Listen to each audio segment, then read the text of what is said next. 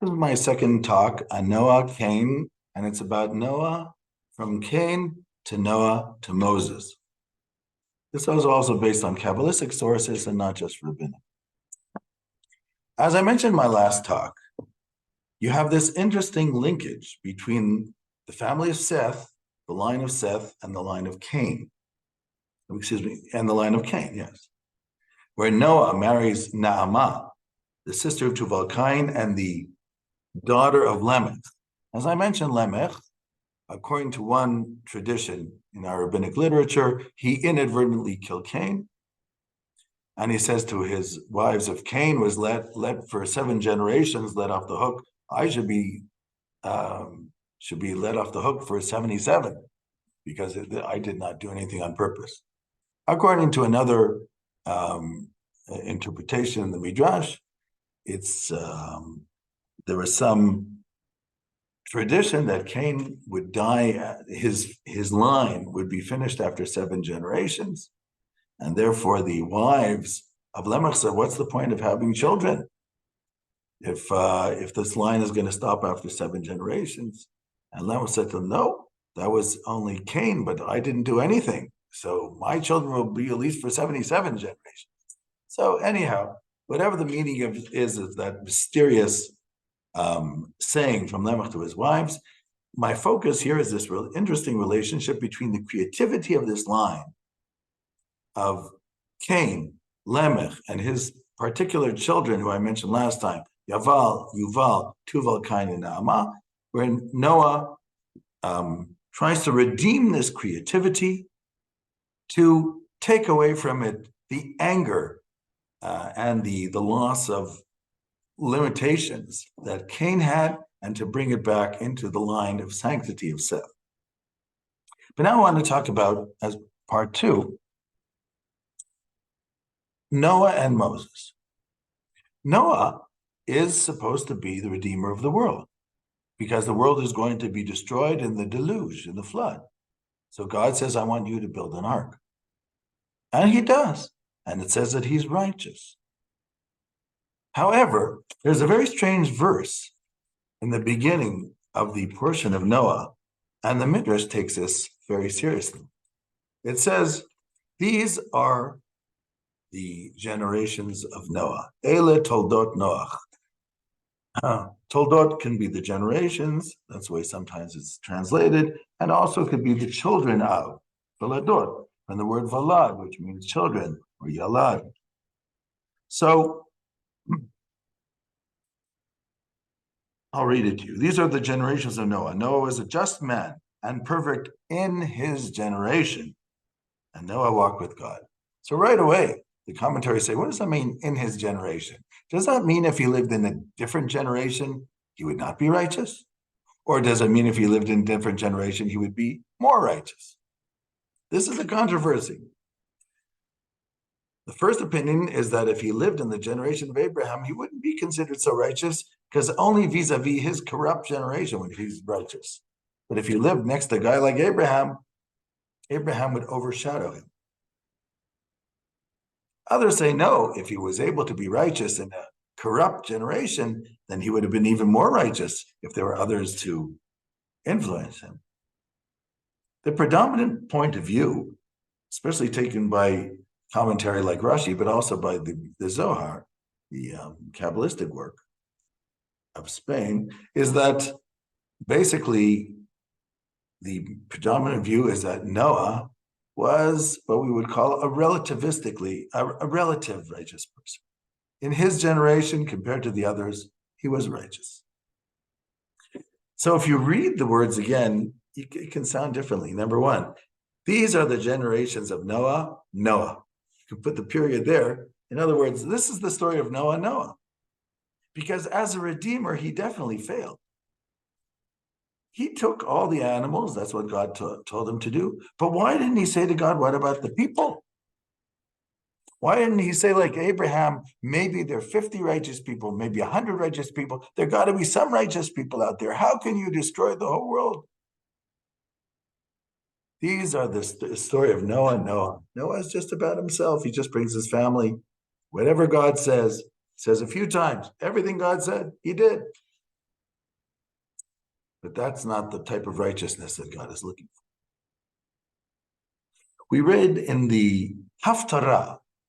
The Haftarah is the what we read from the prophets in such times. It's called the Haftarah.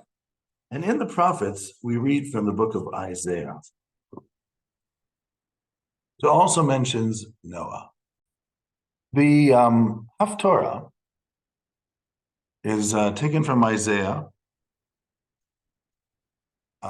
Isaiah 54, verse 9. And in the Haftarah it says, "For these are the waters of Noah to me. As I have sworn that the waters of Noah should no more go over the earth, so have I sworn that I would not be furious with thee," meaning the Jewish people, "or rebuke thee. For the mountains shall depart, and the hills shall be removed, but my faithful love shall not depart from thee, neither shall the covenant of my peace be removed, says the Lord that has mercy on thee." Why is it called the waters of Noah? Is the flood the responsibility of Noah that it's called by him? So the Zohar said yes. He is responsible because he did not even try to defend the world that he was living in. So he becomes accused of not defending the people. Abraham knew how to defend the people. Moses knew how to defend his people. And Abraham defended not his people. He defended people he had no connection to. Sodom and Gomorrah. 5 cities that probably wouldn't have welcomed him. And he wondered, well, you should just, anyhow, God, you're a God of mercy. You're supposed to do judgment. Maybe they're righteous people. Noah says nothing. The Midrash says that Noah, by the way, was told 120 years before the flood to make the ark. Remember, they lived a long time. He was 600 years when the flood happened. He lived till 900, according to the Bible, which is its own discussion. But Noah doesn't defend. And therefore, Isaiah calls it the waters of Noah, as if it's his responsibility. That was Noah's problem. This is the story of Noah and Noah. He did the right thing. He was a righteous person, but he didn't reach out. He didn't try to empathize with others and try to help. He just did the right thing, what he was told to do. Therefore, we have to talk about the second Redeemer in the Bible, which is Moses. And what I want to talk about here, the difference obviously between Moses, just like you have Noah and Abraham, where Abraham is willing to defend even the wicked, to look for some type of good, but in the end, God says, unfortunately, even 10 righteous you don't have there, and then God saves Lot and his family. But Abraham, and then but Abraham's not the Redeemer. You know what I mean? That's not his job. Noah was supposed to redeem the animals and the world with his family, but for some reason forgot that there are other people that he has to defend too. But Moses did not forget that. When God says to Moses, after the sin of the golden calf of the birth of the book of Exodus, he says, "Let me alone and let me decimate this people and make you into a great people." Moses says, "No. If that's what you're thinking, take me out of your book. I'm not interested. And if you're going to send even an angel instead of you, we don't want that either." Moses is willing to stand up for his people. That's what a leader does. That's what somebody who's put in the position of a redeemer does. You got to lead. You have to take the risk for the people. So now I want to tie it back to the unusual connection to Cain. And this is based on Kabbalistic material from the Lurianic and a slightly pre-Lurianic Kabbalah. If you remember, Cain is the first perpetrator of murder. It's fratricide. He kills his brother. And Abel, Hevel, is the first victim. There's a very unusual concept in Luria and Kabbalah, where Isaac Luria, of course written by Chaim Vital, says that Moses was a reincarnation of the soul of Abel, the victim. meaning the Redeemer of the Jews is a reincarnation of the victim. Now, Moses, of course, was a victim. As a child, he couldn't grow up with his parents because Pharaoh had decreed that all the firstborn, all the males would be killed and thrown into the Nile. So they took him and they put him into this little tiny ark. There you have the Ark of Noah and the Ark of Moses, you want to call that. And he's being held in this little teva. It's like a little ark floating on the Nile. And the daughter of Pharaoh sees this child and she realizes it's a Hebrew child. Probably he was circumcised. And then of course, his sister who was standing there, Miriam, she said, should I bring you somebody from the Hebrews who can wean him? And Pharaoh's daughter agrees. And finally, after the weaning period, he is brought to the palace and he grows up there. So he was not killed, but he was a victim, number one, in the sense that he could not grow up with his family. And he was a victim because the only ticket he had to remain in Pharaoh's palace was wiping out his Hebrew identity. He couldn't mention it there. The Hebrews were the slaves. He was in the palace. You talk about things like that too much, people start getting ideas. It becomes uncomfortable. He had to wipe out his Hebrew identity to live in the palace. Now, for Moses, this was unacceptable. When he does grow up, it says chapter 3, Moses grew up and he went out to his brethren. Who is his brethren? The Hebrew slaves. That's his brethren. He feels this identification. He feels that it's wrong for him to be in the palace when the rest of his kin are slaves. And he takes that risk. And he goes out and he sees an Egyptian slaying a Hebrew, meaning beating up a Hebrew slave. And he looks right and left, says this is wrong, and he kills the Egyptian. Now this is interesting. If according to Isaac Luria, his soul is a reincarnation of Abel, it's the victim now killing the slayer, or the beater, the perpetrator. The victim becomes vindicated. But let me continue this idea. In Hebrew, the Egyptian, Hamitzri, is the same numerical value, 345 of the name of Moses in Hebrew. Hamitzri, the Egyptian, same numerical value in Hebrew. You know, every letter has a numerical value. So they both come out to 345. This is pointed out by Jacob ben Asher, who's called the Balaturim, in his commentary on the Torah. But he doesn't give the reason. I think the reason is obvious. When Moses smites the Egyptian, he cannot go to the palace anymore, especially the next day when he finds out that people heard about it, because at first he thought nobody heard about it. So by slaying that Egyptian policeman, he has now slayed the Egyptian identity that he has lived under all those years growing up at the palace. He can't go back. He is now a Hebrew. And nobody will protect him. And he runs off to Midian and meets Jethro's daughter and gets married.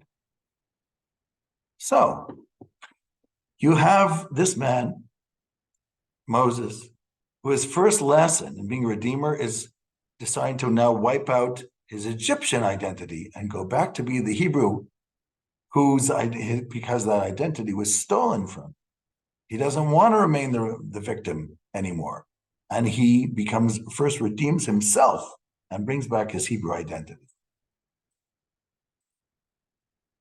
Let's go back to Isaac Luria. So Luria says that Cain, okay, there is a Cain line, which is an interesting point, and I'll talk about that. But Luria says that the soul of Abel was reincarnated in Moses, and the soul of Cain was reincarnated in that Egyptian. But there's more to say about that. So it basically becomes Abel slaying some type of imitation of Cain, if you want to put it that way, through this Egyptian. Now, Isaac Luria says something very unusual. He says there are three people in Moses' life who are a reincarnation of Cain. How can we all three? Because in Lurianic Kabbalah, the soul has three levels, which is called nefesh, which is the conscious level, ruach, which literally means spirit, which means the pre-conscious level, it's just slightly subconscious, and then neshama, which is like the inner soul, which is completely subconscious. And our Isaac Luria says like this. He says that the nefesh of Cain was reincarnated in the Egyptian. He says the ruach, the pre-conscious soul, it's called the spirit, the ruach was reincarnated in Korach, the one who rebelled against Moses during the 40 years of the desert. And the neshama of Cain, the inner soul of Cain, was reincarnated in Jethro, his father-in-law. So I want to explain what that means. Because this is interesting. You have Cain and Abel meeting each other in the life of Moses, the Redeemer of the Jews. What it means is like this. As I said, part one is that Moses has to wipe out his now Egyptian identity, which made him lose. They stole from him his Hebrew identity. To do that, he has to show that he's willing to stand on the side of the Hebrews. And when he slays the Egyptian, which is the only one actually he slayed in his whole life, because later on it was only God who did it through miracles, he purges himself. This is Abel rising against Cain, and he now purges himself from the Egyptian identity. But then you have the second level, which is Korach. What was Korach? Korach, if you want, was basically challenging Moses' leadership. After Sinai, after God said, that at Sinai, all the Jews will believe you, because Moses was afraid that the Jews wouldn't believe him, as he says in chapter 3 in Exodus. But Korach challenges him. Why are you so arrogant and throwing yourselves over the Jewish people? And why do Aaron, your brother, becomes the high priest? In other words, you guys are not real leaders. These are not real. You're not really humble. You're not the true leader. We should be the leaders. We're the Levites. Who are you? So basically, Korach is trying to trash Moses before the people and creates this small revolution with 250 men from the Levites. And if you want it, what we would call cancel culture, to do every type of slander against Moses possible. Moses is shocked. He says, me and Aaron, what are we that you even talk like that? And you're Levites. Isn't that enough for you? Right away, he realizes, is this as an attempt, a power coup? And of course, God avenges Moses and punishes Korach and all those who followed him. But Moses doesn't do it. God does it instead. So this is level 2 within Moses' life, where he has to defend himself against Korach's very heavy opposition, very fierce and militant opposition, at least verbally against him, trying to turn the people against him. And then the third one was called and then, as I said, Korach has what's called the Ruach, the spirit of Cain. And then the third one that Abel, meaning the reincarnated into Moses, has to get over is Jethro. But Jethro is the neshama, the inner soul, which is never touched by sin, according to our tradition.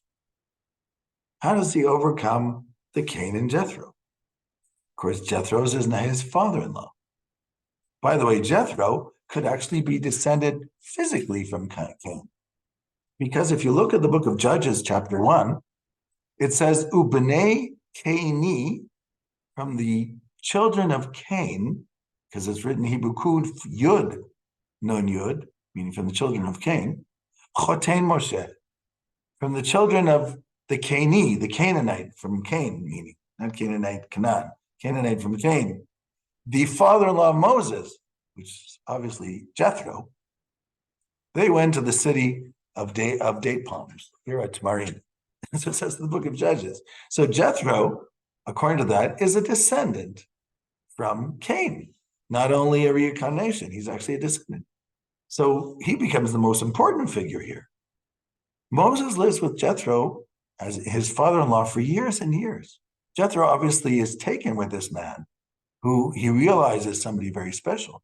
So even though Yitro was the Kohen Midian, the priest of Midian, which means he was a pagan, he totally transforms himself through this meeting with Moses. And according to our tradition, he converts to being a Hebrew, whatever that meant at that time, which probably was the belief in the one God and circumcision, and maybe the Noahide laws at the time. And Moses even says to him, in the books of Exodus, maybe stay with us. We need you in the desert. You saw everything that happened to us. And Jethro says, no, yes, but I should go back to my people. That's where I came from, and that's really what I should be. But Moses says, but don't you know that what God promised us will also be for you? Cain says, yes. But just his daughter continues, excuse me, not Cain, Jethro says yes. His daughter continues, Sipporah, but not him. But anyhow, here you have the ultimate redeeming of Cain, where a descendant of Cain becomes a Hebrew, or wants to become a Hebrew, through his meeting with Moses, who, according to the L'Uriah and the Kabbalah, is a reincarnation of Abel. So the ultimate, let's say, victory of the victim is when he is able to transform the offspring of the perpetrator to be like him, and to be identified with him, and to understand him, and to believe in what he's about. That becomes the ultimate. I want to use this as a paradigm for the Jewish people in their newly born in history state of Israel. If I'm going to use this as a metaphor, because Moses, our Redeemer, according to our tradition, also according to the Zoharic redemption, tradition, Moses is the Redeemer then, and he is the final Redeemer. There's a verse in Ecclesiastes, Kohelet, Mashahayahu Shiyeh.